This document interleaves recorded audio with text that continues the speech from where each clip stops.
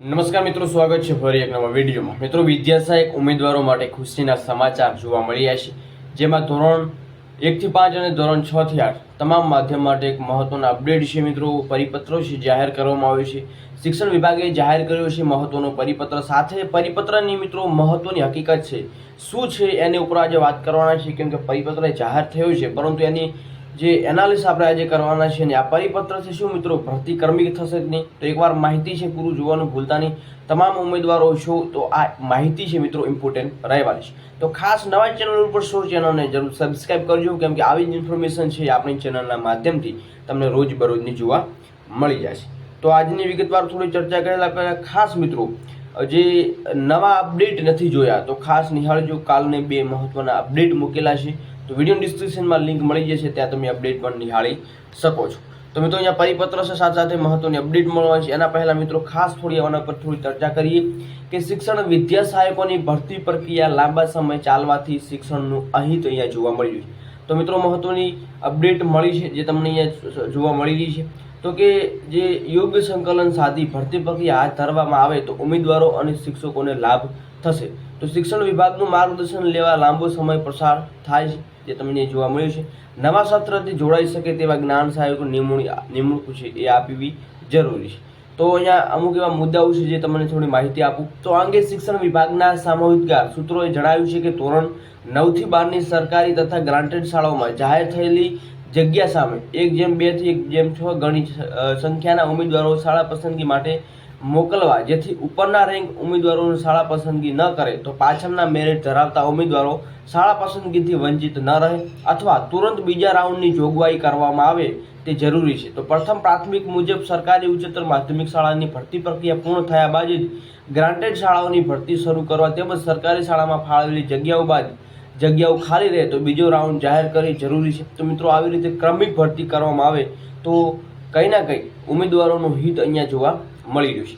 સાથે સાથે મિત્રો બીજી અપડેટ છે કે શાળા ફાળવણી બાદ જે દરેક કેટેગરી અને વિષય મુજબ કેટલાક ઉમેદવારો શાળાઓ ફાળવાય છે, જે કેટલીક જગ્યાઓ ભરાય છે અને કેટલીક ખાલી રહી છે એ વિગતવાર લિસ્ટ જાહેર કરવામાં આવે।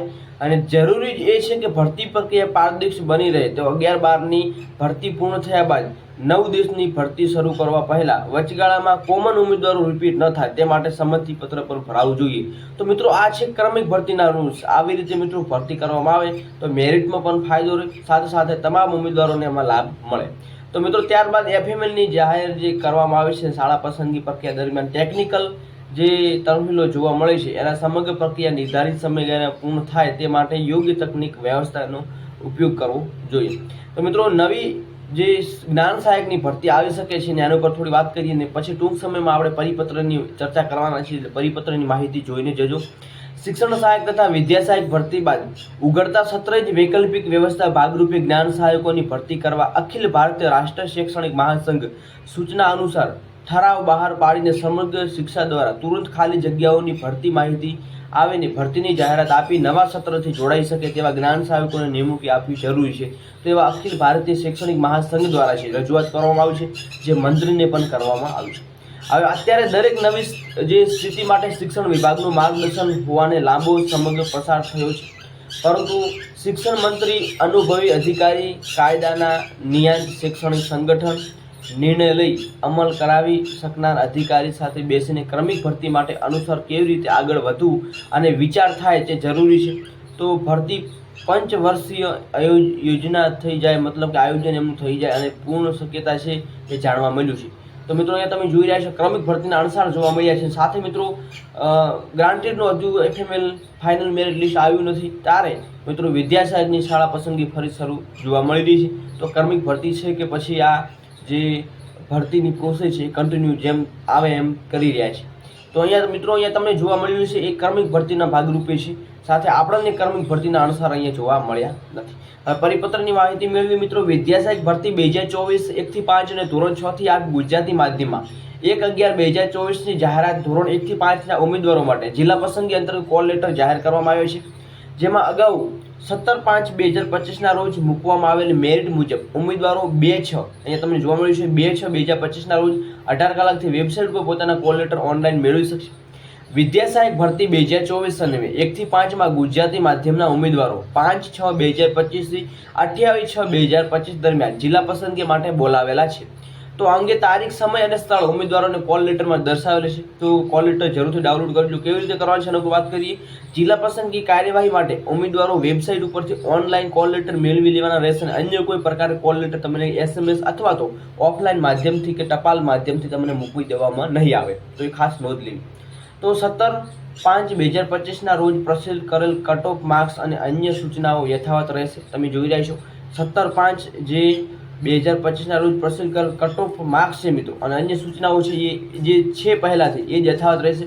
અને તારીખ નોંધમાં છે મિત્રો 22/5/2025 થી 31/5/2025 દરમિયાન નિમ્ન પ્રાથમિક ધોરણ 1 થી 5 કરેલી જિલ્લા પસંદગી હુકમ રદ કરવામાં આવેલો છે. અને જો કોઈ ઉમેદવાર પુનઃ જિલ્લા પસંદગીમાં કોલ લેટરમાં દર્શાવેલ તારીખ અને સમય ઉપસ્થિત રહેશે નહીં તો જિલ્લા પસંદગી કરવા માંગતા નથી તે માન્ય માનવામાં આવશે અને તેમની ઉમેદવારી છે રદ કરવામાં આવશે. તો ઉમેદવારો જિલ્લા પસંદગી કાર્યવાહી પૂર્ણ થાય અને વિદ્યા સહાયક ભરતી પ્રક્રિયા ચાલુ રહે ત્યાં સુધી તમામ ઉમેદવારો દરરોજ વેબસાઇટ ઉપર જોતા રહેવાનું છે.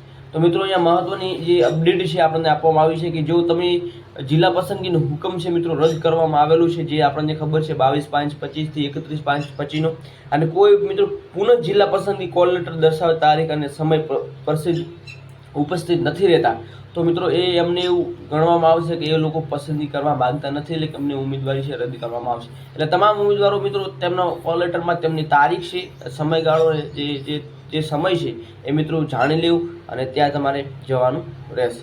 તો જે ઓનલાઈન અને ઓફલાઈન મિત્રો, ઓફલાઈન નહીં પરંતુ ઓનલાઈન છે એ મેળવવાના છે. તો કેવી રીતે મેળવવાના છે એની વાત કરીએ તો અહીંયા ગુજરાત રાજ્ય પ્રાથમિક શિક્ષણ મહાસંઘની અહીંયા તમને વેબસાઇટ જોવા મળી છે, જેમાં તમારો ટેટ નંબર, ટેટ પાસ કરાવવાનો બસ, સ્કૂલનો પ્રકાર, મોબાઈલ નંબર અને પાસવર્ડ નાખી કેપ્ચા ફિલ કરશો એટલે તમારું કોલ લેટર મિત્રો તમને અહીંયા જોવા મળી જશે. જે લોગિનના ઓપ્શન ઉપર જઈ તમે તમારું કોલ લેટર છે ચોક્કસ મેળવી શકો છો.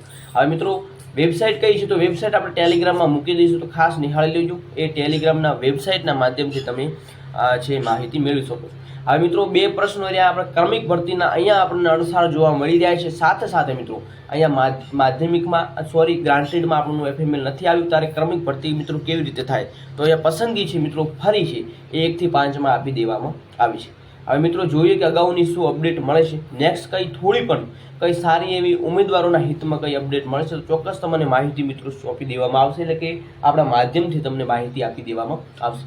તો વિડીયોમાં માહિતી મિત્રો પસંદ આવે તો વિડીયો લાઈક કરજો અને ખાસ નવા ચેનલ ઉપર છો વધુમાં વધુ વિડીયો શેર કરશો, જેથી તમામ ઉમેદવારો સુધી આ જે ક્લિપ મળી છે જેમાં ક્રમિક ભરતીના અનુસારો જોવા મળી રહ્યા છે એ ક્રમિક ભરતીના સાથે સાથે મિત્રો વિદ્યા સહાયક માટે જે ઉમેદવારોના મહત્વના અપડેટ આવ્યા છે તો ખાસ મહત્વનો અપડેટ છે એ નિહાળજો અને તમારા મિત્ર વર્તુળ સર્કલમાં જરૂર શેર કરશો. તો આજની વિડીયોમાં બસ આટલું જ. મળીએ નવી અપડેટ નવી ભરતી સાથે. જય હિન્દ, જય ભારત, જય સંવિધાન.